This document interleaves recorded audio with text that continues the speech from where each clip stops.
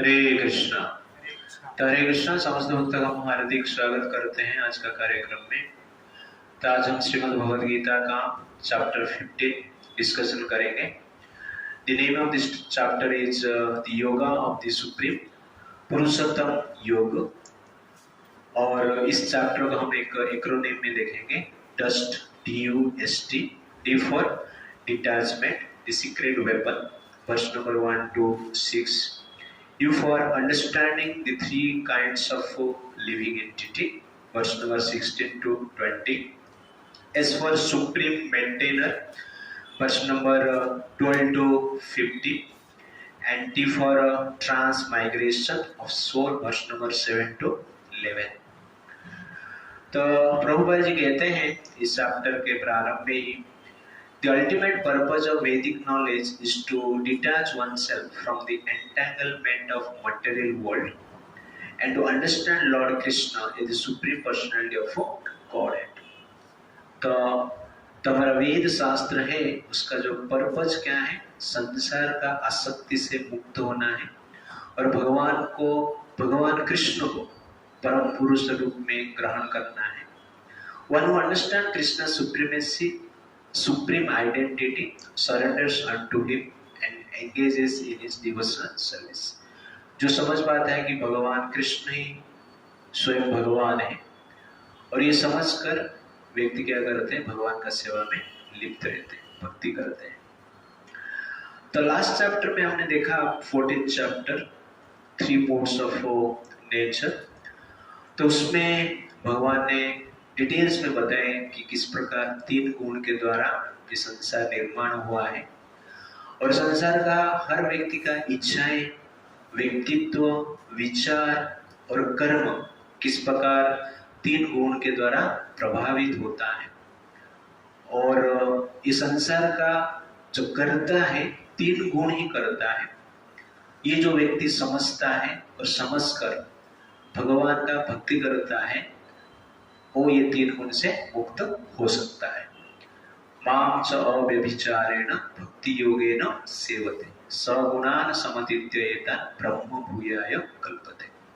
तो गीता में अनेक पाथ के बारे में भगवान ने बताया मुक्ति का, बट कृष्ण रेकमेंड कौन सा पाथ को करते हैं, भक्ति का करते हैं।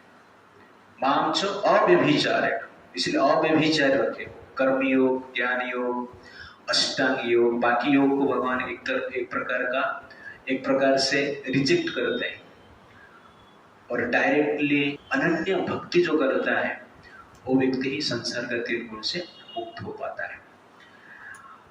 तो इस चैप्टर में भगवान मुक्ति के लिए एक स्पेशल क्वालिफिकेशन बताएंगे और उसके साथ साथ जीवात्मा किस प्रकार बंधन में आ जाता है इसके बारे में थोड़ा बताएंगे। उसके साथ साथ भगवान कृष्ण किस प्रकार सुप्रीम पुरुष है, परम पुरुष, पूर्ण पुरुषोत्तम भगवान है और बाकी जीव के बारे में डिफरेंस क्या है उसके बारे में थोड़ा बताएंगे। इसका डिटेल्स में हम देखेंगे इस चैप्टर में। इस चैप्टर में भगवान पूरा जो वैदिक शास्त्र का निचोड़ बताते हैं, इसलिए इस चैप्टर को अत्यंत महत्वपूर्ण माना जाता है।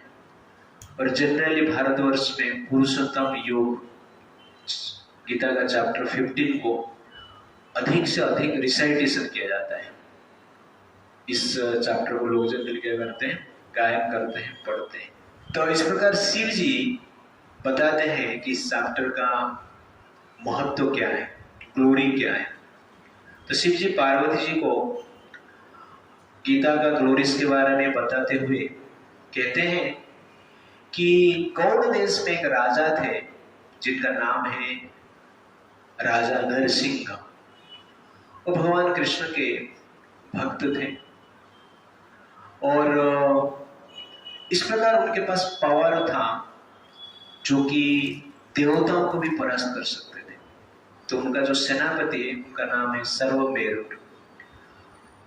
तो सेनापति जनरली और राजा के प्रति एनवियस थे, ईर्ष्या करते थे और राजा को मार कर राज्य प्राप्त करने की इच्छा करते थे।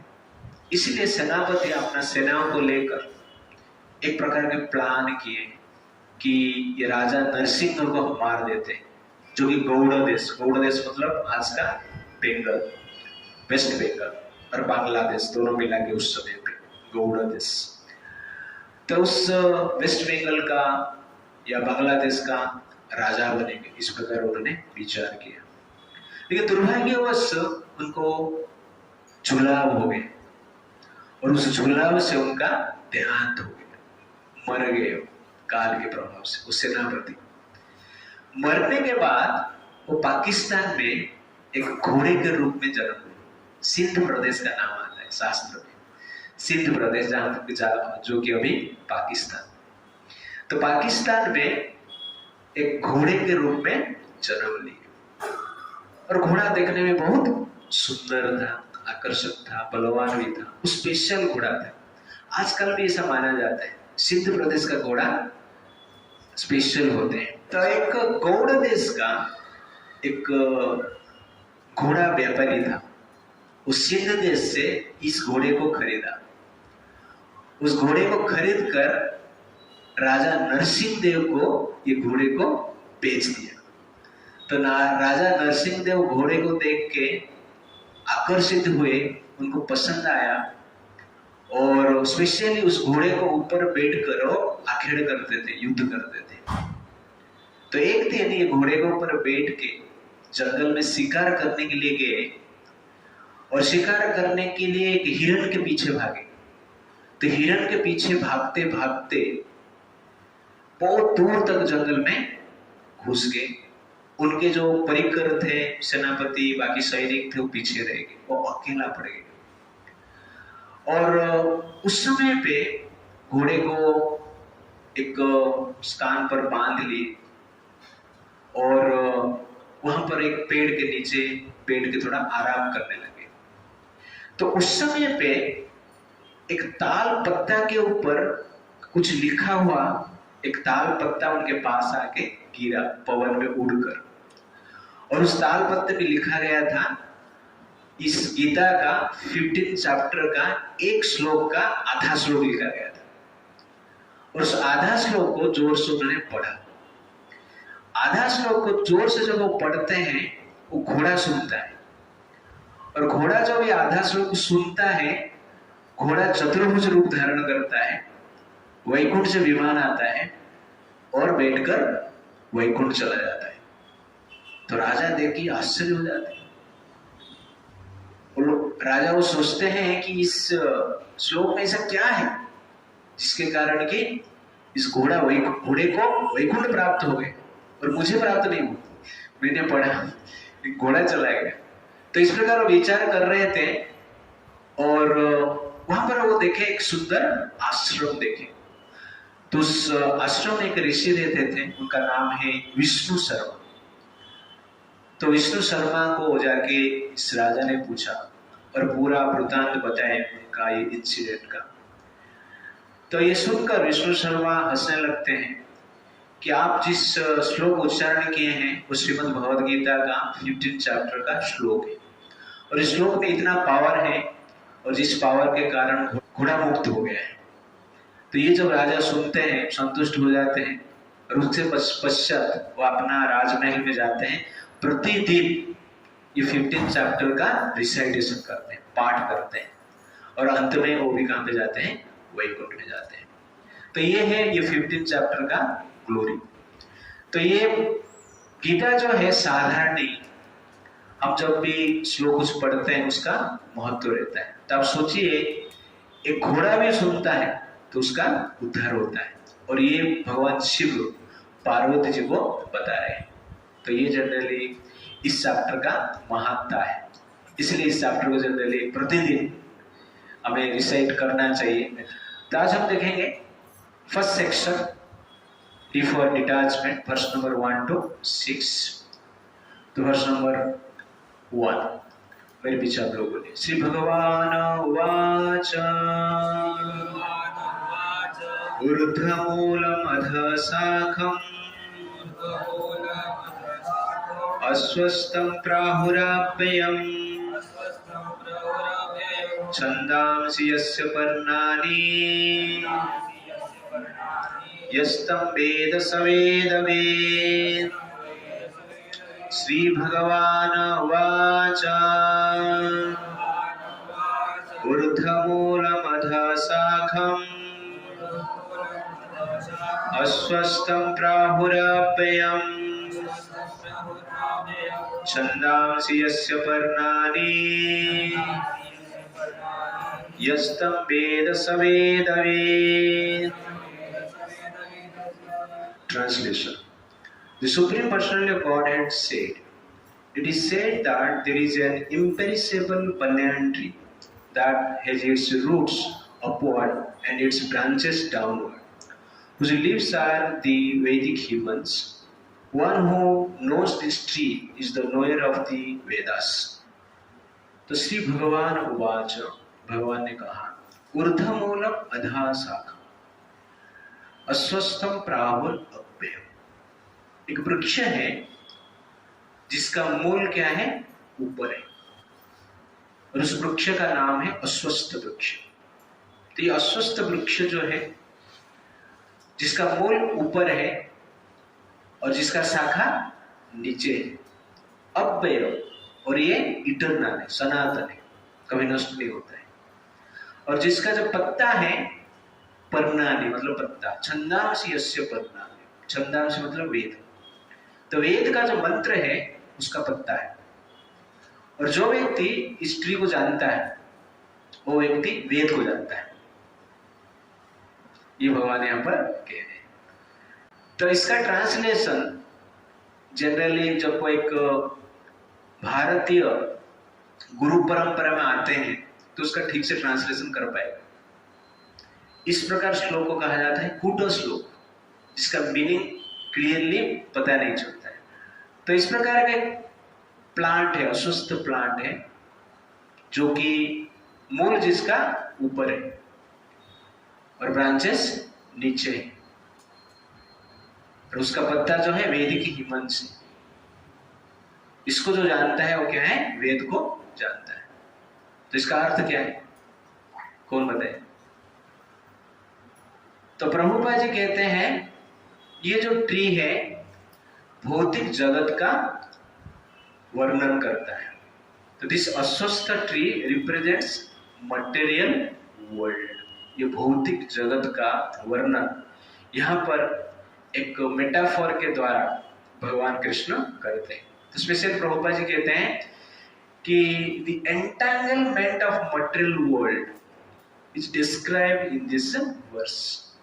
भौतिक जगत के प्रति जो अटैचमेंट है और स्पेशली जो भौतिक जगत है, इसका वर्णन इस वर्ष में किया गया है. तो प्रभुपाद जी परपट में लिखते हैं कि after the discussion of the importance of भक्ति योग मां च अव्यभिचारेण one may question whatever the Vedas. भक्ति योग के बारे में कृष्ण ने बता दिया, लेकिन वेद के बारे में क्या है? ज्ञान योग के बारे में क्या है? वेद में इतना ज्ञान के बारे में बताया गया है. इसीलिए भगवान उसका उत्तर के लिए ये चैप्टर बताते हैं. It is explained in this chapter that the purpose of Vedic study is to understand Krishna. तो वेद क्या है? तो इसका उत्तर के लिए भगवान इस चैप्टर में कहते हैं वेद मुझे जानने के लिए. इसलिए आप गीता के द्वारा मुझे समझ गए तो वेद पढ़ने की आवश्यकता है ही नहीं. Therefore, one who is in Krishna consciousness, who is engaged in devotional service, already knows the Vedas. तो आप भक्ति कर रहे हैं, इसका अर्थ क्या है? वेद क्या है आपको पता है. आप वेद का एसेंस को समझ गए, वेद का सार को आप पकड़ लिए. इसीलिए भक्ति से वेद को हम क्या करते हैं? पार कर लेते हैं. That is the point. The significance of banyan tree.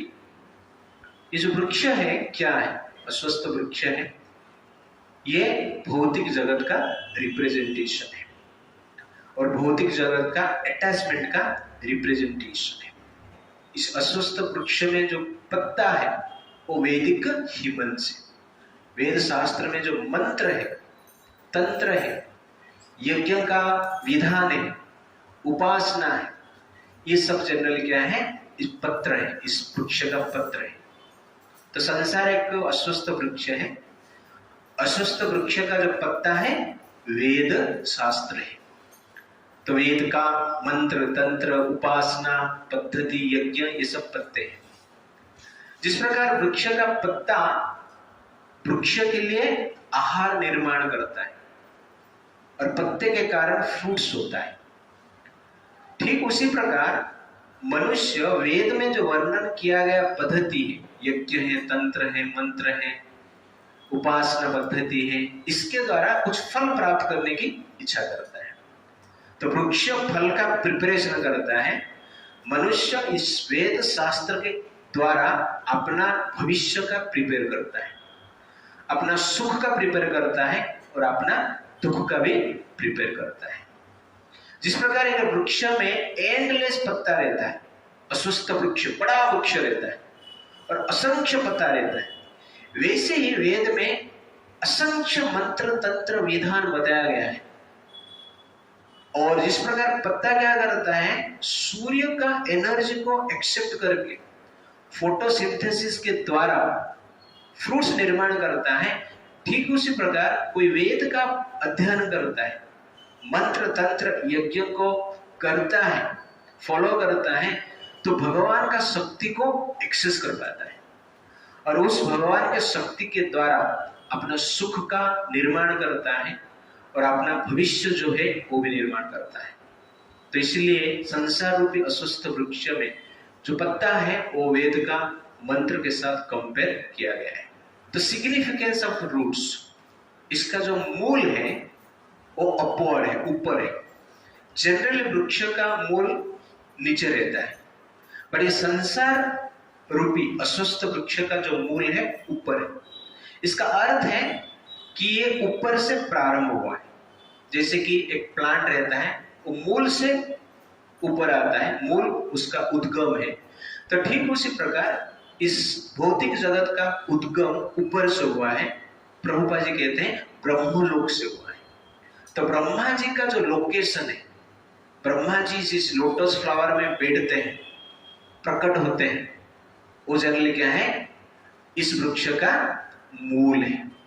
या बोल सकते हैं कि ब्रह्मलोक जो है इस वृक्ष का मूल है और ब्रह्मा जी इस संसार का निर्माण करते हैं, भौतिक जगत का निर्माण करते हैं। जिस प्रकार मूल से जनरली वृक्ष का निर्माण होता है, तो ठीक उसी प्रकार ब्रह्मलोक से या ब्रह्मा जी के द्वारा इस भौतिक जगत का निर्माण होता है। तो जिस प्रकार मूल वृक्ष को मेंटेन करता है, धारण करके रखता है, तो ठीक उसी प्रकार ब्रह्मा जी के क्रिएशन के द्वारा इस संसार क्रिएट भी हुआ है और मेंटेन भी हो रहा है, धारण करके रखा गया है। That is the point. कहने का अर्थ है कि जो ब्रह्मलोक है इस संसार को कंट्रोल करता है। It's like that. तो रूट क्या है पता चल गया, पत्ता क्या है पता चल गया। अभी सिग्निफिकेंस ऑफ ब्रांचेस, ब्रांच, शाखा। ये जो शाखा है, डिफरेंट शाखा, यहां पर आप देखेंगे ऊर्ध्वमूलम अधः शाखा। तो अधः शाखा मतलब ब्रांचेस जो है डाउनवर्ड है। तो जनरल वृक्ष में आप देखेंगे जो शाखा है ऊपर रहता है, रूट नीचे रहता है। लेकिन ये संसार का जो वृक्ष है, संसार रूपी अस्वस्थ वृक्ष है, उसका रूट ऊपर है और ब्रांचेस क्या है, नीचे, डाउनवर्ड है। तो ब्रह्मा जी क्रिएशन करते हैं, तो ब्रांचेस जो है यहाँ पर डिफरेंट प्लैनेटरी सिस्टम्स, ग्रह, नक्षत्र। तो अनेक प्रकार के ग्रह जो है, अनेक प्रकार के जो प्लैनेट है, ब्रह्मांड है, 14 ब्रह्मांड से संसार निर्माण हुआ है। इस संसार में 14 ब्रह्मांड है। तो देवलोक है, स्वर्ग लोक है। तो जिस प्रकार 14 लोक है, यहाँ पर मर्त्य लोक आप देख रहे हैं। बाद में मर्त्य लोक हम कहते हैं भूलोक है, भूलोक के ऊपर भूवलोक है, भूवलोक के ऊपर स्वर्गलोक है, स्वर्गलोक के ऊपर महालोक है, महालोक के ऊपर तपोलोक है, तपोलोक के ऊपर सिद्धलोक है। तो इस प्रकार जनरल क्या है, 7 प्लैनेटरी सिस्टम ऊपर है और उसी प्रकार 7 प्लैनेटरी सिस्टम नीचे भी है।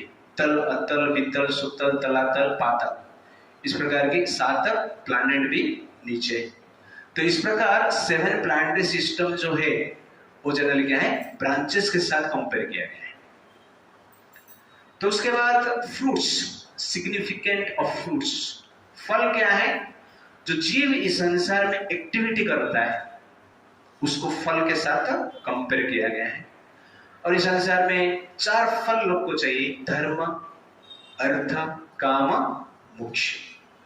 और फल में लोगों को मजा आता है, आनंद लेते हैं। तो कोई कोई मनुष्य इस संसार में धर्म से आनंद लेते हैं, कोई अर्थ से आनंद लेता है, कोई काम से आनंद लेता है, कोई मोक्ष से आनंद लेते हैं, और कोई चारों से आनंद लेने की प्रयास करते हैं। तो ये फल जो है मनुष्य का एक्टिविटी, ये जीव का एक्टिविटी है। और फल दुख भी हो सकता है, सुख भी हो सकता है। जिस प्रकार संसार में स्वीट फ्रूट भी रहता है, बिटर फ्रूट भी रहता है, ठीक उसी प्रकार इस संसार में सुख का फल और दुख का फल रहता है। तो प्रभुपाद जी कहते हैं कि how to get out from the material world. तो इस अस्वस्थ वृक्ष से मुक्ति होने के लिए एक ही उपाय है, वो क्या है, डिटैचमेंट, निरासक्त होना है।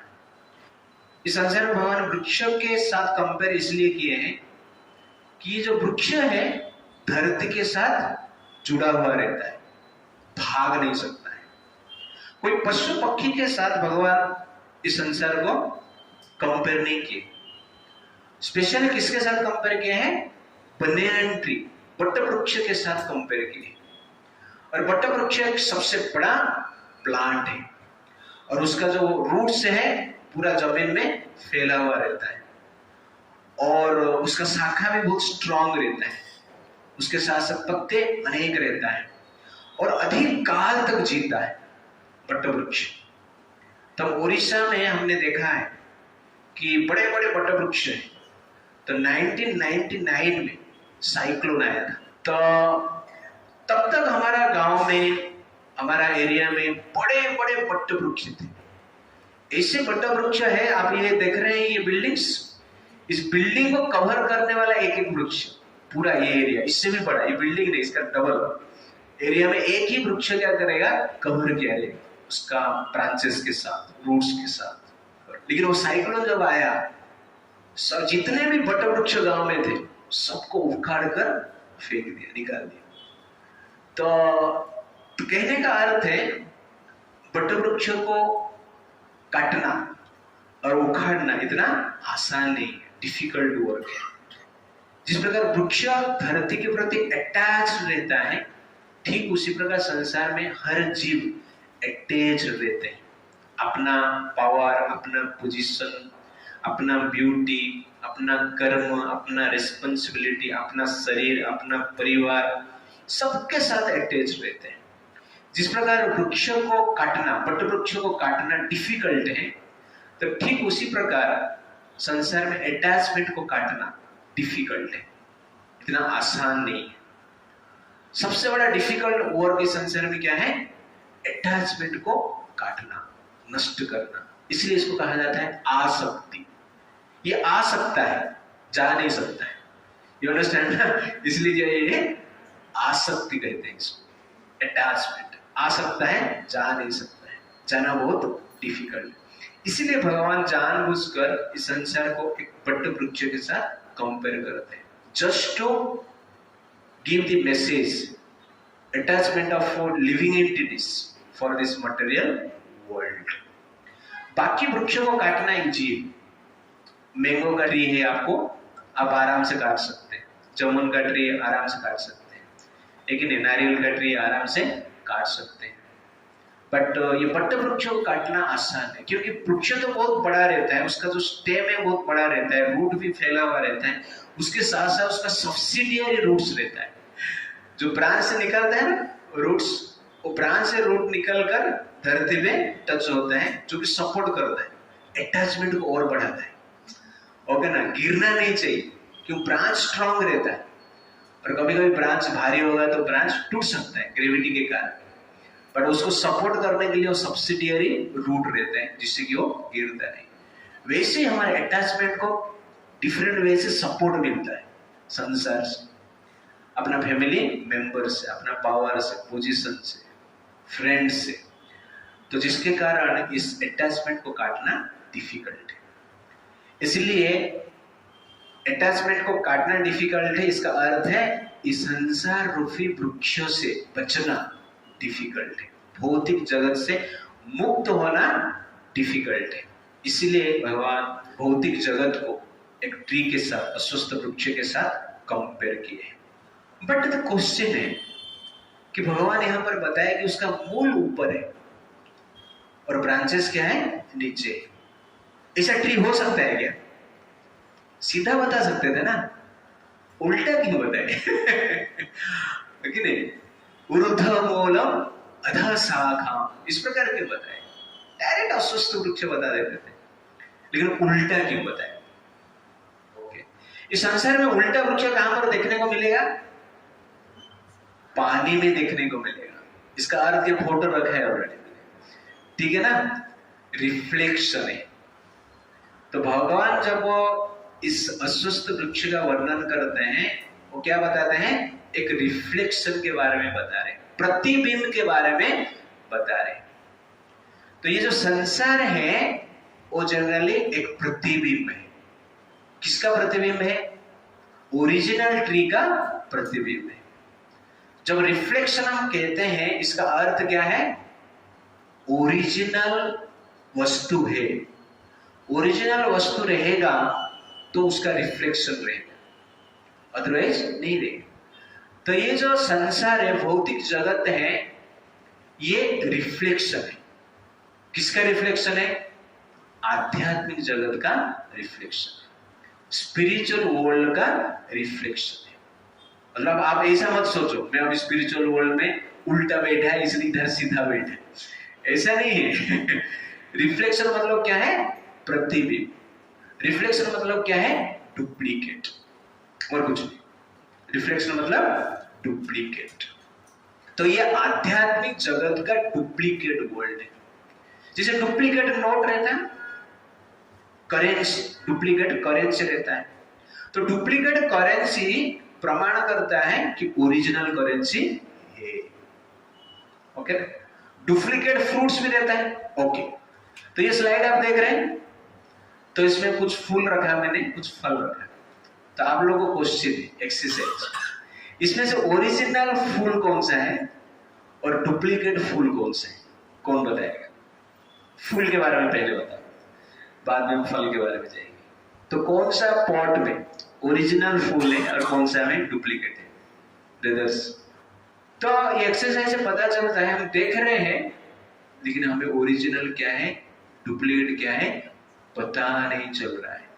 That is the point. तो ओरिजिनल है, डुप्लीकेट है, उसमें हम देखते हैं लेकिन पता नहीं लगा पाते।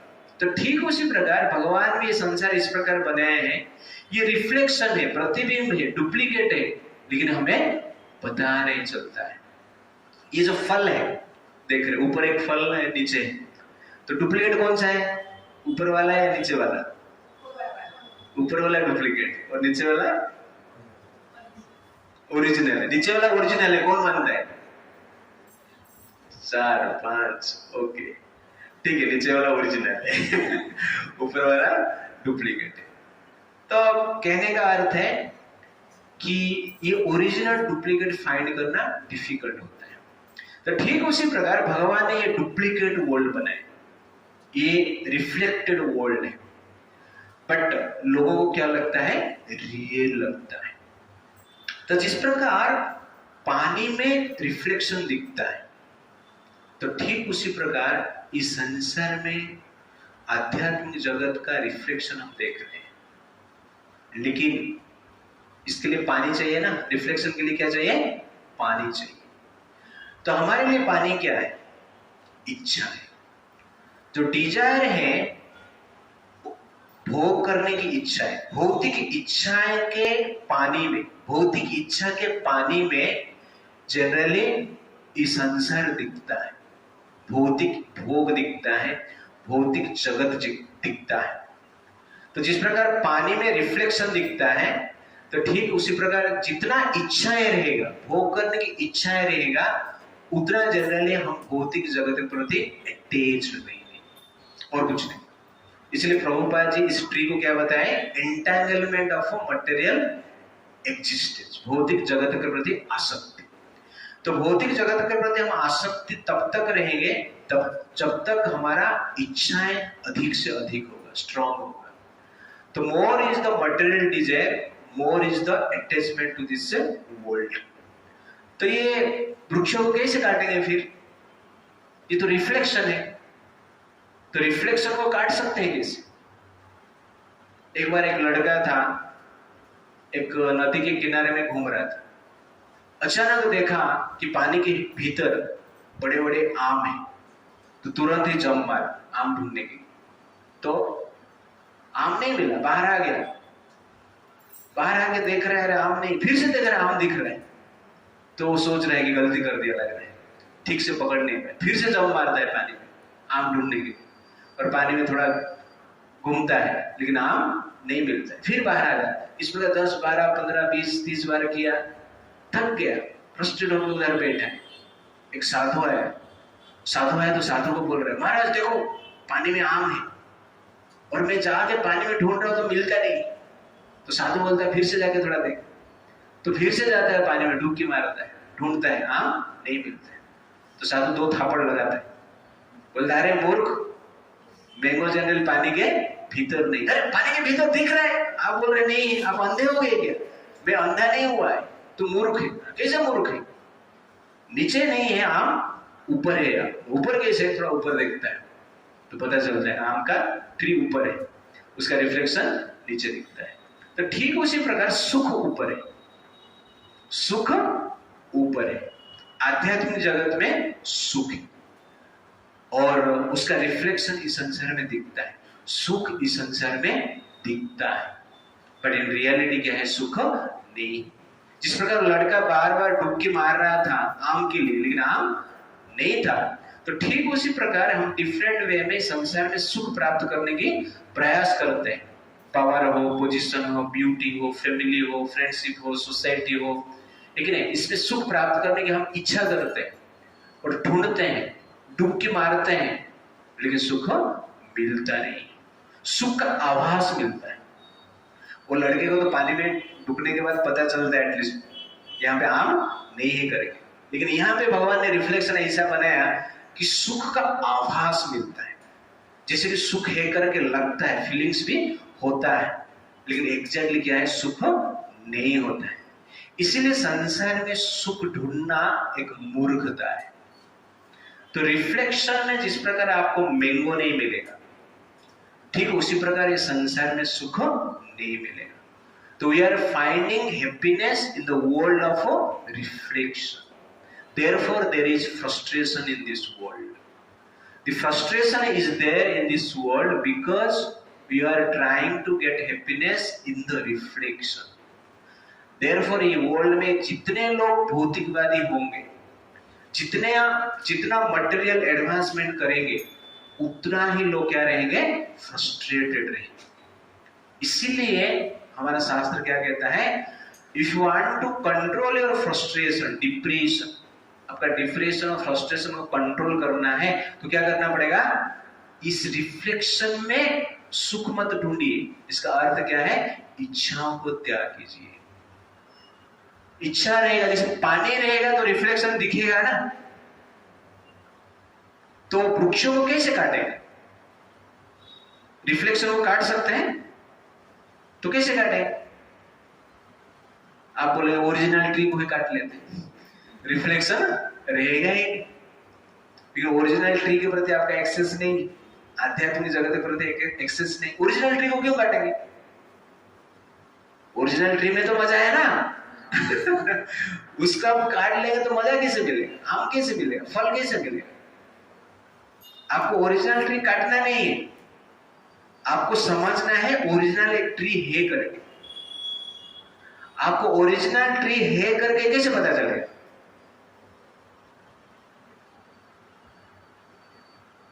जब तक रिफ्लेक्शन रहेगा, ओरिजिनल ट्री का एक्सेस आपके पास नहीं है। तो इस संसार में डुप्लीकेट तब हम मानते हैं जब हम ओरिजिनल को जानते हैं। अदरवाइज डुप्लीकेट क्या है हमें पता नहीं चलेगा। जैसे कि कभी कभी मार्केट में ओके ना डुप्लीकेट नोट चलता है कि नहीं। इवन रिजर्व बैंक का जो मैनेजर है वो भी डुप्लीकेट नोट को ओरिजिनल समझ के यूज करता है। बाद में पता चलता है उसको क्या ये तो डुप्लीकेट है। ठीक रिसर्च करेगा, ठीक से देखेगा तो पता चलता है।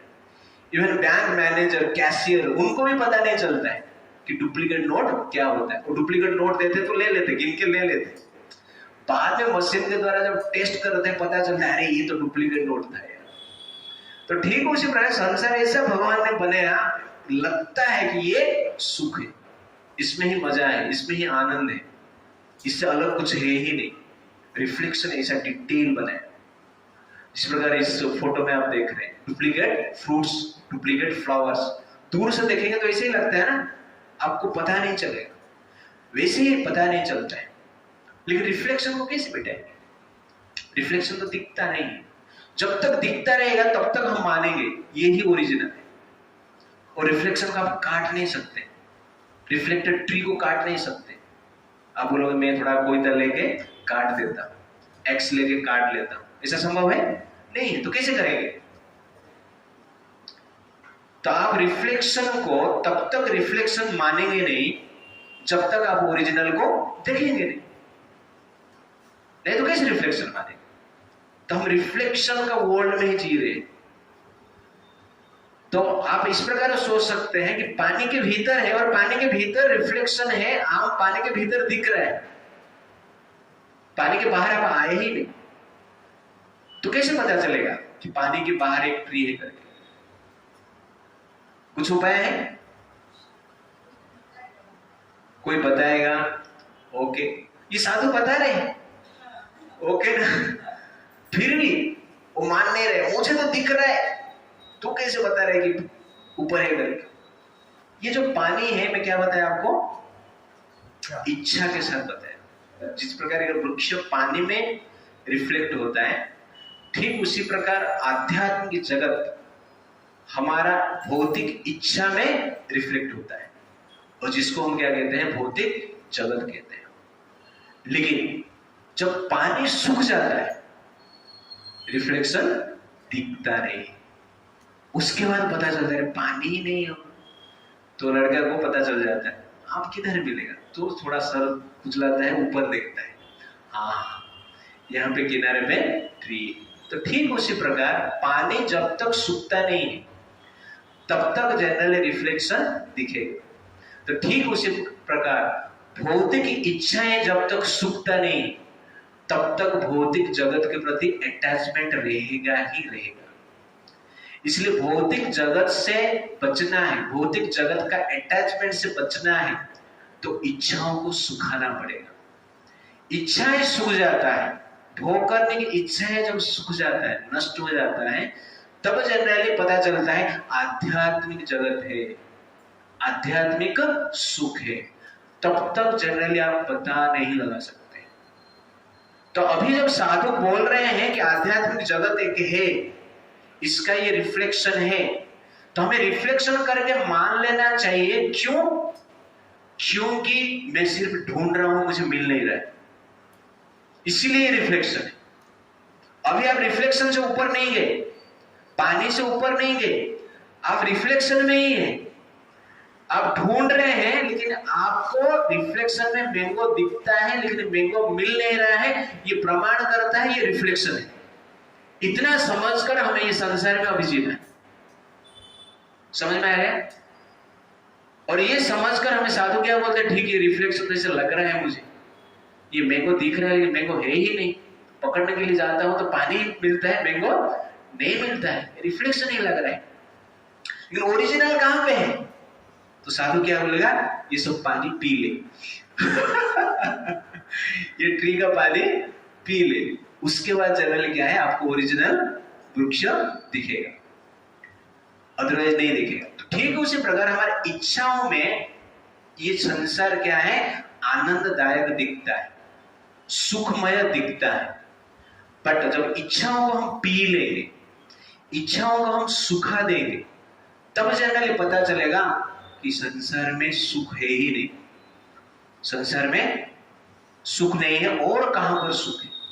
जिस प्रकार रिफ्लेक्शन तब मिटेगा जब पानी सूख जाएगा, ठीक उसी प्रकार इस संसार में सुख की इच्छा तब मिटेगा जब हम भौतिक इच्छाओं को ही मार देंगे। और जो भौतिक इच्छाओं को मारकर संसार में जीता है, धीरे धीरे वो क्या करता है, आध्यात्मिक जगत को देखता है।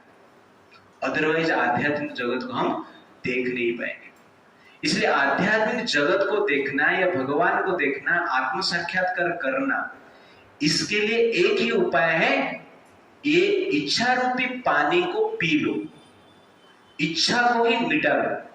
और जब तक भौतिक इच्छाएं रहेगा तब तक कितना गीता पढ़ो, तब तक कितना हरि नाम कीर्तन करते रहो, लेकिन ना भगवान दिखेंगे, ना आत्मा दिखेगा, ना परमात्मा दिखेगा, ना आध्यात्मिक सुख मिलेगा। इसलिए इच्छाओं को हमें मारना पड़ेगा, काटना पड़ेगा। और इच्छाओं को सुखाने के लिए और पीने के लिए जो शक्ति चाहिए, वो शक्ति हमें साधना से मिलेगा, हमें जनरली भगवान का नाम का स्मरण से मिलेगा, गीता का स्टडी से मिलेगा। तो ये स्टडी शास्त्र हम करते हैं, साधना करते हैं, भक्ति को प्रैक्टिस करते हैं, किस लिए? इच्छाओं को काटने के लिए। और भक्ति जब हम करते हैं तुरंत ही इच्छा कटता है, और इच्छा को काटने का ये प्रोसेस है। इसलिए भगवान ये जो वृक्ष है, इस वृक्ष को क्या कहते हैं, इसका मूल ऊपर है और उसका जो शाखा है डाउनवर्ड, उल्टा वृक्ष का वर्णन करते हैं। तो ये आध्यात्मिक जगत का जो रिफ्लेक्शन है भौतिक जगत है। और ये वृक्ष का वर्णन इसलिए कर रहे हैं कि संसार के प्रति जो हमारा अटैचमेंट है वृक्ष जैसे, इस अस्वस्थ वृक्ष जैसे, जिस प्रकार अस्वस्थ वृक्ष को काटना डिफिकल्ट है, ठीक उसी प्रकार ये संसार रूपी जो वृक्ष है, संसार के प्रति अटैचमेंट है, उसको दूर करना डिफिकल्ट है। ओके, हरे कृष्णा कृष्णा कृष्णा हरे हरे, हरे राम राम राम हरे हरे। नेक्स्ट टाइम हम आगे देखेंगे।